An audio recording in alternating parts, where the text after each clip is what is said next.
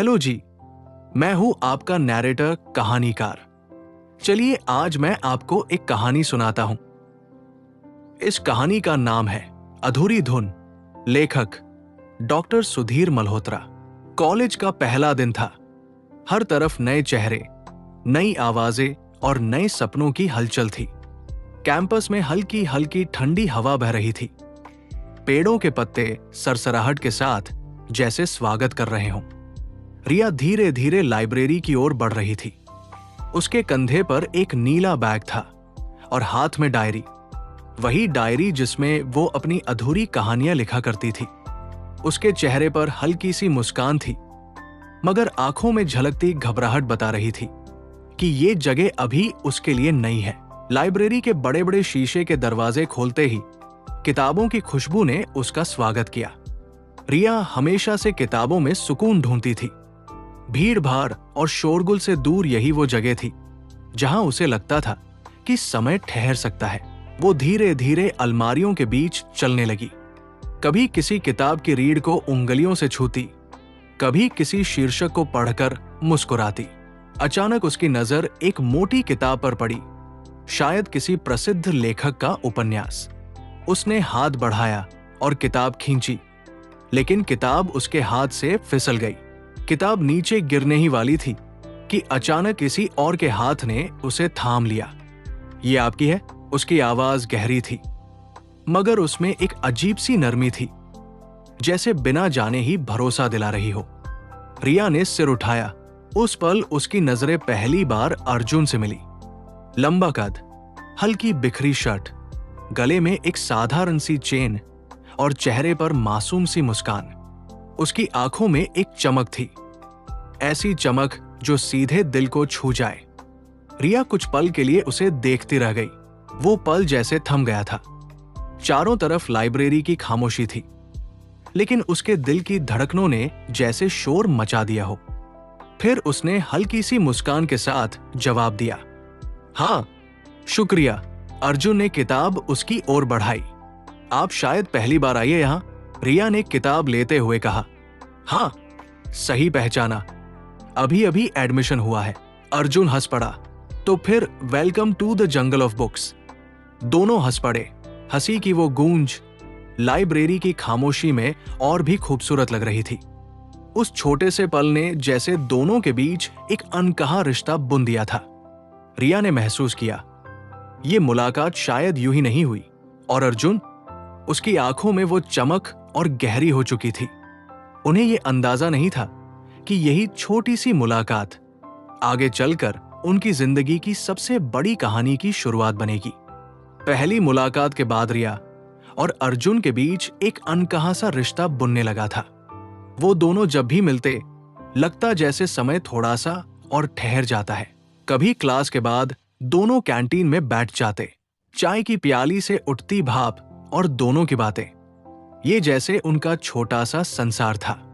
अर्जुन हमेशा रिया को हंसाने की कोशिश करता और रिया अपनी कहानियों और कविताओं से अर्जुन को दुनिया के अलग ही रंग दिखा देती। लाइब्रेरी उनका दूसरा घर था। एक ही टेबल पर बैठे रहते। कभी किताबें खुली रहती, पर नजरें अक्सर एक दूसरे पर टिक जाती। कभी रिया अपनी डायरी में चुपचाप कुछ लिखती, तो अर्जुन उसकी नजर चुराकर उन शब्दों को पढ़ने की कोशिश करता। और जब रिया मुस्कुराकर कहती, ये सिर्फ मेरे लिए है, तो अर्जुन हंसते हुए कहता, ठीक है, फिर मैं भी एक दिन तुम्हारे लिए अपनी धुन लिखूंगा। कॉलेज का गार्डन भी उनकी कहानियों का गवाह बना। वो घास पर बैठकर आसमान की तरफ देखते और बेवजह बातें करते, कभी सपनों के बारे में, कभी डर के बारे में, और कभी उस भविष्य के बारे में जिसकी तस्वीर धुंधली थी, लेकिन जहां दोनों का साथ अनकहा सा जुड़ा हुआ था। रिया को लिखने का शौक था। वो अक्सर डायरी में कविताएं और कहानियां लिखती, जिनमें उसकी भावनाएं छुपी रहती। अर्जुन को संगीत का जुनून था। उसके लिए गिटार सिर्फ एक वाद्य यंत्र नहीं, बल्कि उसके दिल की आवाज था। कुछ महीनों बाद कैंपस का वार्षिक फेस्ट आया। स्टेज पर रोशनी जगमगा रही थी। चारों तरफ थी भीड़, हंसी, शोर और तालियों की गूंज। अर्जुन की बारी आई। गिटार उसके कंधे पर था और आंखों में एक अजीब सी चमक। जैसे ही उसने तारों को छेड़ा, पूरी भीड़ खामोश हो गई। उसकी उंगलियां गिटार पर चल रही थी, लेकिन उसकी नजरें सिर्फ एक दिशा में टिकी थी, रिया पर। रिया भीड़ में खड़ी थी, मगर उसे ऐसा लग रहा था जैसे रोशनी सिर्फ उसी पर पड़ रही हो। हर धुन, हर लय सीधे उसके दिल में उतर रही थी। गाने के अंत में अर्जुन ने माइक पर हल्की सी मुस्कान के साथ कहा, "ये धुन सिर्फ एक शख्स के लिए है।" भीड़ तालियों से गूंज उठी, लेकिन रिया का दिल इतनी जोर से धड़क रहा था कि उसे आसपास की आवाजें धुंधली लगने लगी। उसे पता था वो शख्स वही है। उस रात रिया अपने जब कमरे में लौटी तो उसने डायरी खोली और कांपते हाथों से लिखा, "शायद यही प्यार है, जब किसी की हर धुन में तुम्हारा नाम छुपा हो, जब उसकी नजरें भीड़ में सिर्फ तुम्हें तलाशे, और जब तुम्हारा दिल अचानक इतनी तेज धड़के की दुनिया सुनाई देना बंद कर दे।" उसने कलम रख दी और खिड़की से बाहर आसमान की ओर देखा। चांदनी में उसका चेहरा दमक रहा था। उसके होठों पर हल्की मुस्कान थी, मगर दिल की धड़कनें बता रही थी कहानी अब दोस्ती से आगे बढ़ चुकी थी। कॉलेज के सुनहरे दिन बीत गए। दोनों के लिए जिंदगी अब एक नए मोड़ पर खड़ी थी। रिया को एक नामी मल्टीनेशनल कंपनी में नौकरी मिल गई थी। पहली तनख्वाह पाकर उसने अर्जुन के लिए एक सुंदर सा कलाई बैंड खरीदा। "ये तुम्हारे लिए," उसने कहा। अर्जुन ने मुस्कुराकर बैंड अपनी कलाई पर बांधा और धीरे से बोला, "अब ये मेरी सबसे कीमती चीज है।" अर्जुन ने ठान लिया था कि वो संगीत की दुनिया में अपनी पहचान बनाएगा। उसके दिन रियाज, रिकॉर्डिंग और छोटे छोटे स्टेज शो में बीतने लगे। उसके सपने बड़े थे और रिया उसके सपनों पर गर्व करती थी। रिश्ता जैसे किसी फिल्मी कहानी सा लगता था। रिया ऑफिस से थककर लौटती तो अर्जुन फोन पर गिटार की कोई प्यारी सी धुन सुनाता। "ये धुन तुम्हारे लिए है, ताकि तुम्हारी थकान मिट जाए।" रिया मुस्कुराते हुए कहती, "कभी तुम मेरी जिंदगी से थक जाओगे तो क्या तब भी धुन बजाओगे?" अर्जुन हंसकर जवाब देता, "तुम्हारे लिए तो मैं सांस की तरह धुन बजाऊंगा।" रात रात भर कॉल्स होती। कभी वीडियो चैट्स पर दोनों एक दूसरे को देखते देखते सो जाते। छोटे छोटे सरप्राइज गिफ्ट्स का आदान प्रदान चलता रहता। रिया कभी अर्जुन को किताब भेजती तो अर्जुन उसे चुपके से उसकी पसंदीदा चॉकलेट कुरियर कर देता। उनकी दुनिया कॉलेज की चार दीवारी से निकलकर भी अब तक रंगों से भरी थी। लेकिन वक्त हमेशा एक जैसा नहीं रहता। रिया का ऑफिस का काम दिन ब दिन बढ़ने लगा। मीटिंग्स, डेडलाइंस और ऑफिस पॉलिटिक्स ने उसका सारा वक्त और ऊर्जा छीन ली। वो घर लौटते लौटते थक जाती और कई बार अर्जुन के कॉल मिस कर देती। दूसरी ओर अर्जुन भी लगातार संघर्ष कर रहा था। कभी देर रात तक रिहर्सल, कभी नए गाने रिकॉर्ड करने की जद्दोजहद, कभी शो के लिए बाहर शहर जाना। उसका फोन भी अक्सर बिजी रहता। पहले जो बातें घंटों तक चलती थी, अब छोटे छोटे मैसेजों में सिमट गई। Dinner, yes, good night, good night.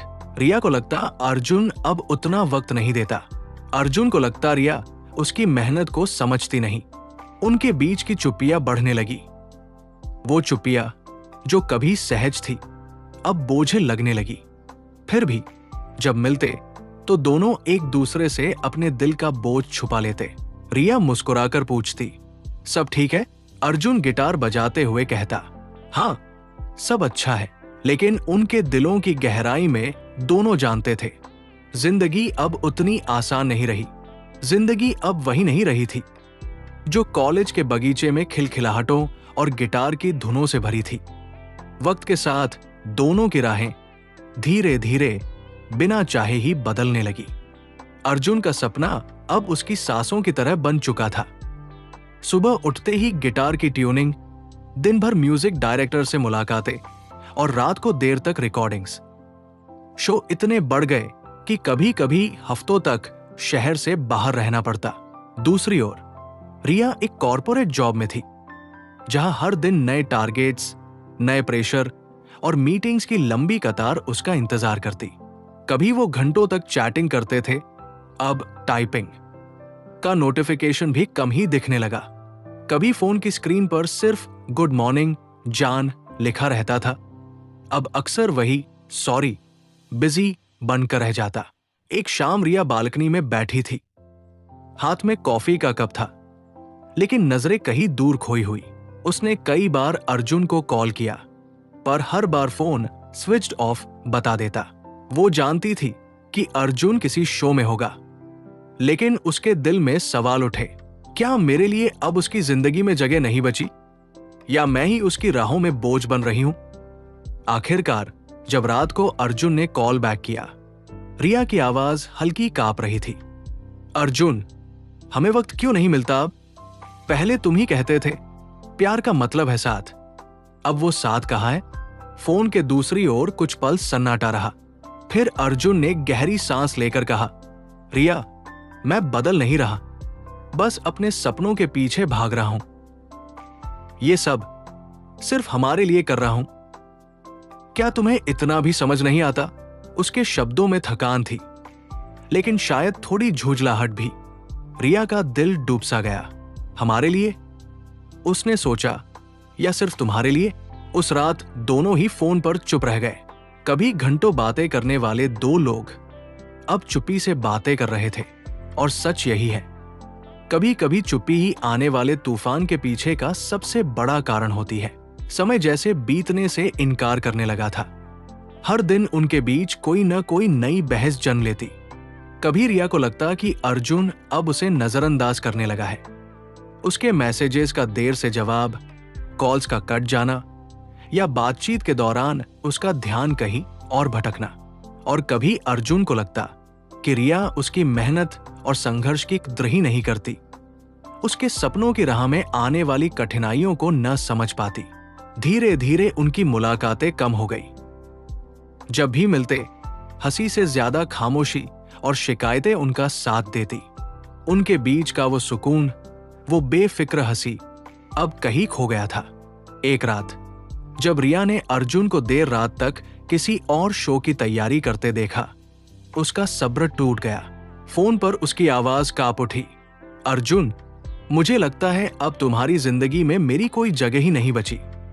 तुम बस अपने म्यूजिक, अपने शो और अपने सपनों में खोए रहते हो, और मैं हर बार अकेली छूट जाती हूं। अर्जुन थका हुआ था, उसका दिन लंबा और भारी था। उसने गहरी सांस लेकर कहा, रिया, क्यों हर बार तुम शिकायत करती हो? क्या तुम नहीं समझ सकती कि ये सब मैं तुम्हारे लिए कर रहा हूं? तुम ही तो कहती थी कि अपने सपनों को पूरा करो। अब जब कर रहा हूं तो तुम ही मुझे रोक रही हो।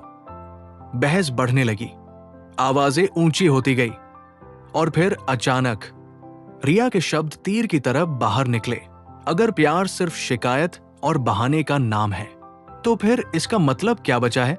कमरे में सन्नाटा छा गया। फोन की दूसरी ओर अर्जुन बिल्कुल चुप था। वो चुप्पी जो पहले कभी सुकून देती थी, अब घुटन देने लगी थी।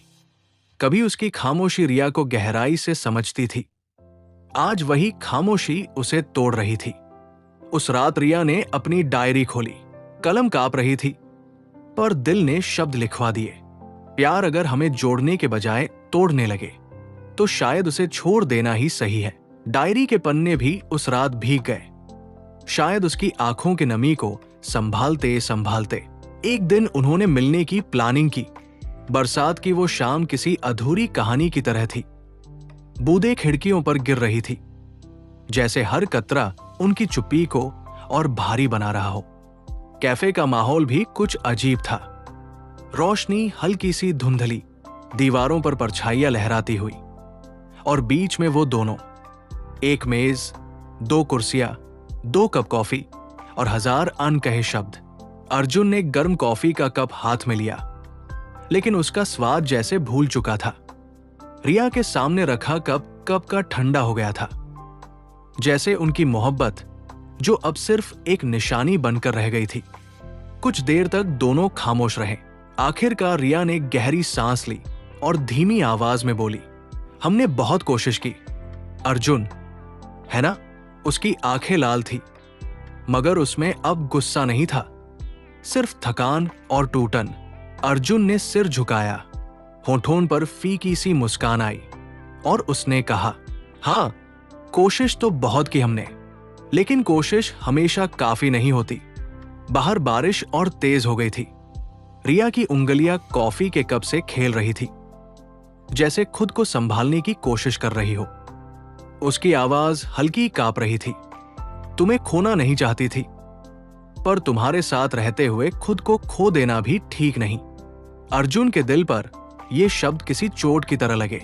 उसने हाथ बढ़ाया रिया की हथेलियों को थामने के लिए, लेकिन आधे रास्ते पर ही रुक गया, जैसे समझ गया हो ये आखिरी बार है और अब कोई भी कोशिश उन्हें बचा नहीं सकती। उसने धीमे से कहा, शायद यही सबसे ईमानदार पल है। हम एक दूसरे से मोहब्बत करते हैं, पर साथ नहीं रह सकते। उनकी आंखें मिलकर भी जुदाई लिख रही थी। एक अनकहा वादा कि अब यह रास्ता अलग होगा, पर एक दूसरे की यादें हमेशा दिल में रहेंगी। रिया ने आंसू पोंछे, अपना पर्स उठाया और धीरे धीरे उठ खड़ी हुई। उसके हर कदम की आहट अर्जुन के दिल पर हथौड़े जैसी लग रही थी। वो चाहकर भी उसे रोक न पाया। जाने क्यों? शायद इसलिए कि असली मोहब्बत कभी कैद नहीं करती, वो आजाद कर देती है। दरवाजे से बाहर जाते हुए रिया एक पल को ठिठकी, जैसे पीछे मुड़कर देखना चाहती हो, मगर उसने खुद को रोक लिया। और अर्जुन, वो बस खिड़की से उसे जाते हुए देखता रहा, बिना रोके, बिना पुकारे। बारिश की बूंदें अब उसकी आंखों के आंसुओं से घुल गई थी। कैफे के उस छोटे से कोने में सिर्फ 2 अधूरे कप और एक अधूरी कहानी रह गई थी। साल यूं ही बीतते गए। समय ने बहुत कुछ बदल दिया था, लेकिन कुछ जख्म ऐसे होते हैं जिन्हें वक्त सिर्फ ढकता है, भरता नहीं। अर्जुन अब वही लड़का नहीं रहा था जो कॉलेज के गार्डन में गिटार बजाते हुए रिया को देख मुस्कुरा देता था। वो अब एक बड़ा नाम था। स्टेज की चमकदार लाइट्स, हजारों लोगों की तालियां और शोहरत की बुलंदियां उसके साथ थी, पर उसके भीतर गहराई में एक खालीपन हमेशा बना रहा। एक ऐसा खालीपन जिसे न कोई शोर भर सका, न कोई तालियां। उसका नया एल्बम रिलीज हुआ। लाखों लोग उसे सुनने को बेताब थे, लेकिन उस एल्बम में एक धुन थी, धीमी, गहरी और इतनी उदास कि सुनने वाले का दिल अपने आप भारी हो जाए। धुन की हर तान में एक दर्द था, एक मोहब्बत थी और एक अधूरापन। एल्बम का नाम था रिया। जब ये खबर रिया तक पहुंची, उसने खुद को रोक नहीं पाया। एक रात उसने हेडफोन लगाया और वो धुन सुनी। जैसे ही पहली तान गूंजी, उसकी आंखों में नमी उतर आई। यादों के दरवाजे एक एक करके खुलते गए। लाइब्रेरी की पहली मुलाकात, कॉलेज का फेस्ट, गिटार की धुनें, बरसात की वो आखिरी मुलाकात, सब कुछ एक फिल्म की तरह सामने आ गया। उसकी आंखों से आंसू बहते रहे, लेकिन होठों पर हल्की सी मुस्कान भी थी। उसने धीरे से फुसफुसाया, तुमने मुझे भुलाया नहीं, तुमने मुझे अमर कर दिया। वो जानती थी उनका रिश्ता कब का खत्म हो चुका था। उनकी राहें अलग थी, उनकी दुनियाएं जुदा थी, लेकिन उनकी मोहब्बत, वो अब एक धुन बन चुकी थी। एक ऐसी अधूरी धुन जो शायद कभी पूरी न हो, मगर हमेशा जिंदा रहेगी। कभी किसी कॉन्सर्ट में जब हजारों लोग वो धुन सुनते, तालियों से गूंजते, तो भी सिर्फ 2 दिल जानते थे कि उस धुन की असल कहानी क्या है। रिया ने आसमान की ओर देखा, मानो अपने दिल की चुप्पी वही भेजती हो। और अर्जुन कहीं स्टेज की लाइट्स के नीचे गिटार बजाते हुए उस धुन में आज भी उसका नाम पुकार रहा था।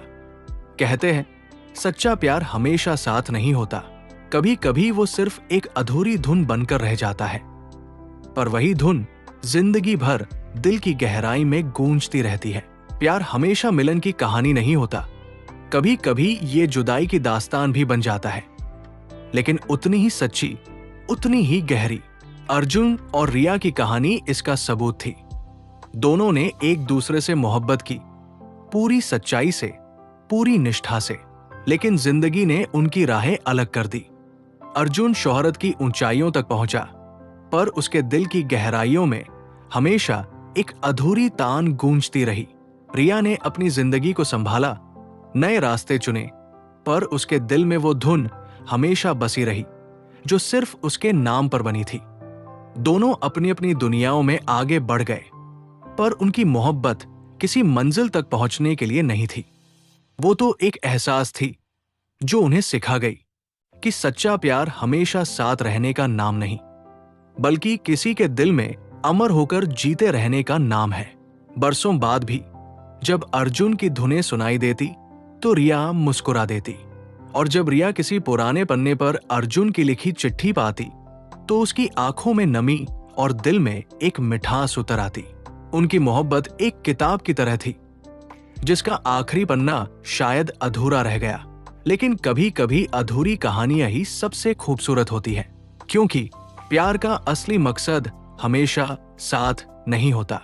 कभी कभी वो बस याद बनकर भी जिंदगी भर जीता है। ये कहानी यही समाप्त होती है।